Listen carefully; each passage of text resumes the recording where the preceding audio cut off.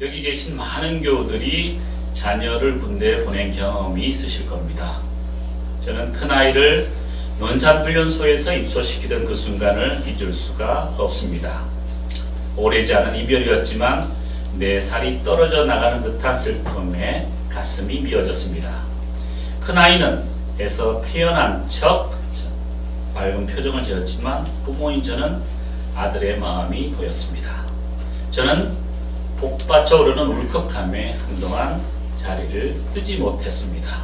저는 아이가 보이지 않을 때까지 눈에서 놓칠세라 계속 지켜보았습니다.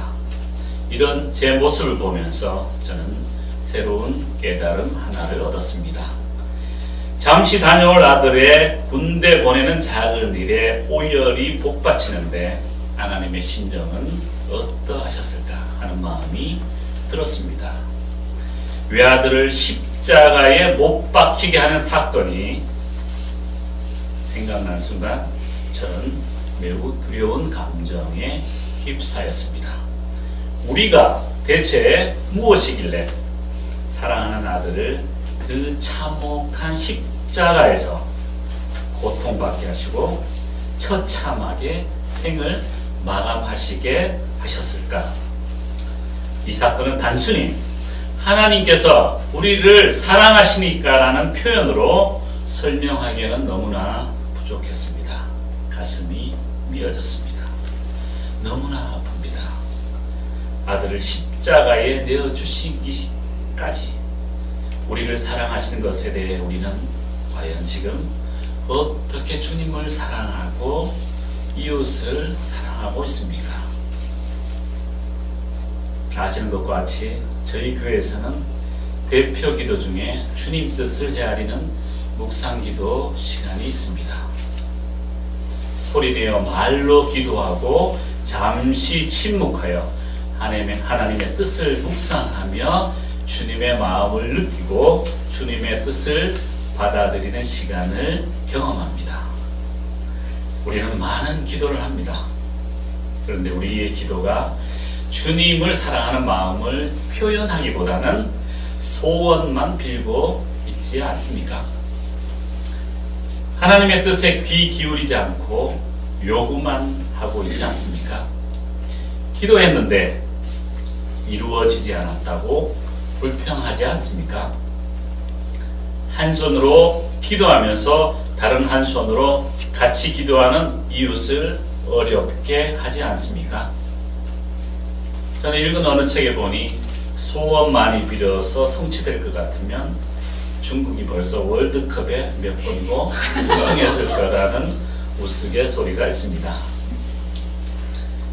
기도는 하나님의 뜻을 내 마음대로 바꾸는 것이 아닙니다. 주시옵소서의 반복이 되어서는 안 됩니다. 기도는 우리에게 벌어지는 모든 사건 속에서 사랑의 주님이 보여주시는 뜻을 헤아리는 것입니다. 그리고 그 뜻에 따라 주님께서 원하시는 길로 동행하는 것입니다. 지난 한 달여 전에 우리 공동체에서는 문익환 목사님의 생가인 통일의 집에 다녀왔지요. 단풍이 예쁜 수유리 산자락에 아담하고 단정한 집이었습니다. 소박하게 사셨던 목사님의 삶이 그대로 느껴졌습니다. 금방이라도 달려 나오셔서 반겨주실 것 같았습니다. 이한열 열사의 연결식에서 가슴 아프게 외치던 목사님의 모습이 생생하였는데 통일의 집에서 다시 그때 영상을 보니 당시 울컥울컥하며 긴 시간 동안 울었던 기억이 떠올랐습니다. 눈물이 났습니다. 열사들의 이름을 한 분 한 분 외칠 때마다 그분들을 향한 제 죄책감과 부끄러움이 저의 심장을 얼마나 콕콕 찔러대는지 슬프고도 중한 아픔을 참을 수가 없었습니다. 목사님의 말씀에서 나오는 그 이름들은 하나님께서 보여주신 십자가의 사랑과도 같았습니다. 저는 교회 안에서 느끼던 주님의 성령이 역사의 현장에서 생생하게 가슴에 전달되어지는 순간이었습니다. 광화문 광장에서 콜트콜택 노동자의 절규의 현장에서 전태일 청년이 외치던 청계천에서 우리를 대신하여 십자가를 지신 사랑의 예수님을 만나는 순간임을 잊어서는 안 됩니다. 문 목사님께서는 분단된 민족이 국가보안법에 압제에 신음할 때 통일운동의 선두에서 십자가를 현장에서 치셨습니다. 목사님께서는 우리 기독인들이 입으로만 사랑을 외쳤던 부끄러움에서 벗어나게 해주셨습니다. 목사님께서 평생을 그토록 외치시던 화해와 평화의 물결은 이제 거스를 수 없는 대세로 자리 잡았습니다. 냉전체제의 이념으로 분단을 고착화하는 세력은 정의와 평화가 한반도에 꼽히는 것을 거역하는 어리석은 자들입니다. 그들이야말로 진정한 뭐겠습니까? 이단이 아닙니까? 애초에 교회가 둘로 나눠지게 된 것도 서로 사랑이 부족해서가 아닙니까? 사랑한다면서 이웃의 조건을 따지는 것은 사랑이 아닙니다. 전쟁을 피해 도망온 난민들을 이슬람 종교라 비난하며 쫓아내는 것도 분명 주님이 가르치신 사랑과는 거리가 멉니다. 성적 지향이 다르다고 마치 전염병을 가진 병자 취급하는 것이 주님의 뜻인 양 호도하는 사람들도 그 마음이 메마르고 어두워서 사랑은 없습니다. 교회 공동체도 한번 돌아봅시다. 오늘 주일 아침에 일찍 나와 봉사로 헌신하는 교회 공동체의 식구들이 있습니다.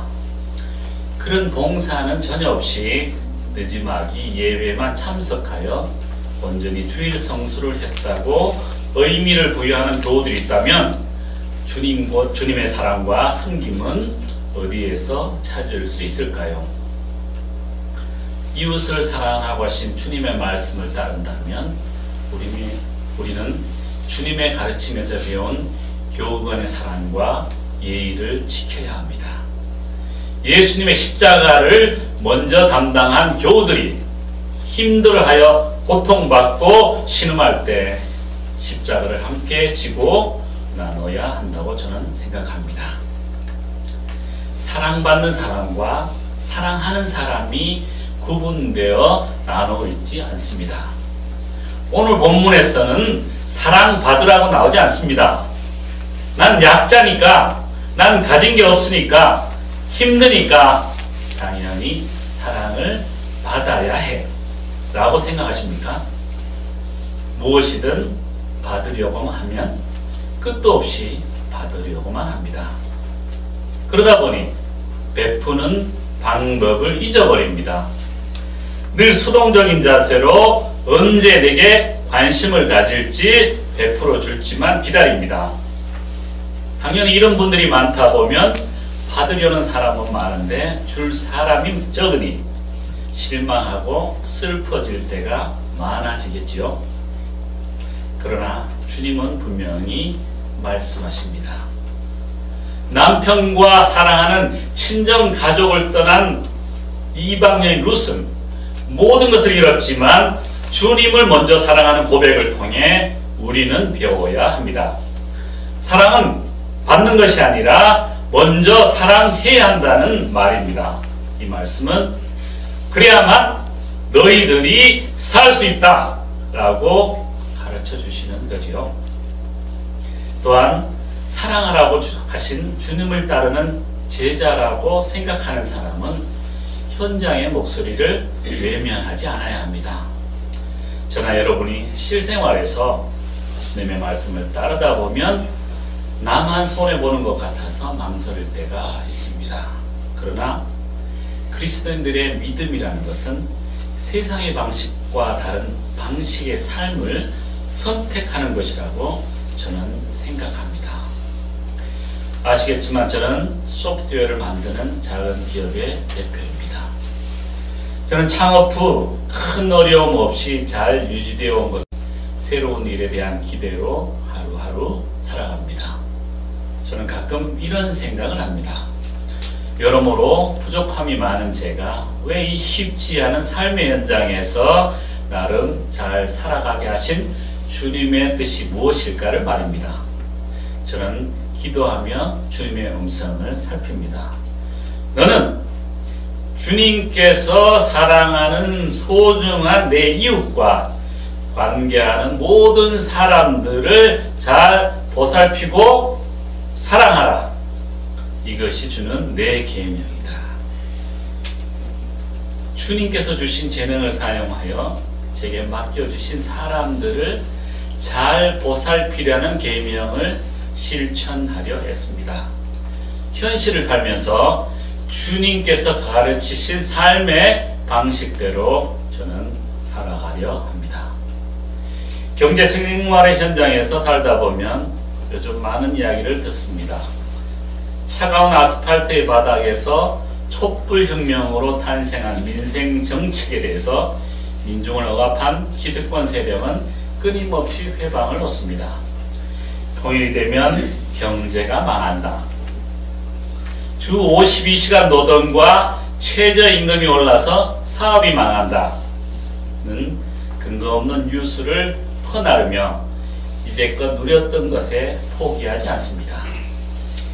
이웃과 함께 행복하게 살아가는 올바른 방향에 대해서는 전혀 언급하지 않습니다. 그들은 또 금방이라도 나라가 망할 것이라고 선동하여 민중이 고통받는 어두운 과도로 가고 싶어 합니다. 교회 여러분, 우리는 지혜를 모아 하루빨리 민족 분단의 벽을 허물고 남북이 평화적으로 통일해야 합니다. 재물의 욕심은 걷고 우리를 십자가의 사랑으로 용서하신 주님께 죄를 고백해야 합니다. 하나님과 이웃을 사랑하는 마음을 회복해야 합니다. 오늘 주님은 내가 십자가에 내 아들까지 죽게 하면서까지 너희들을 사랑하였는데 너희는 무엇을 하느냐라고 묻고 계십니다. 사랑할 조건을 따지고 나와 다르다고 사랑하지 않습니까? 물질과 권력을 사랑하고 이기적인 사랑만 하고 있지 않습니까?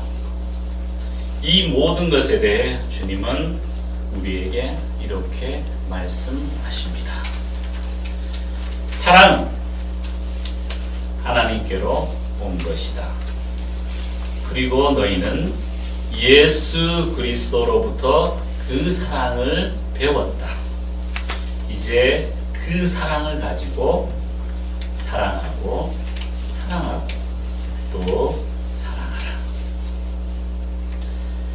하나님의 정의, 평화, 생명을 위하여 늘 사랑으로 실천하여 진리에 이르는 새민족 공동체가 되시기를 빌며 몸소 사랑을 행하신 그리스도의 모습을 닮아 이 땅에 하나님 나라를 만드는 길에 먼저 사랑하고 또 사랑하여 늘 함께 동행합시다.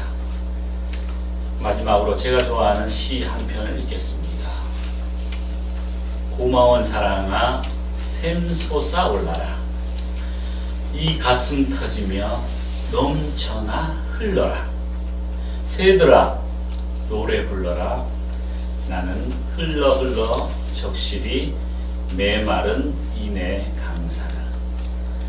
뜨거운 사랑아 치솟아 올라라. 누더기 인생을 불질러 버려라. 바람아 불어오너라. 나는 너울너울 춤추리 이 온 땅 녹여내면서. 사랑은 고마워. 사랑은 뜨거워. 쓰리고 아파라. 피 멍든 사랑아. 살같이 찢어지면서 뼈마디 부서지면서 이 땅 물들인 사랑아. 오늘 주신 말씀을 잠시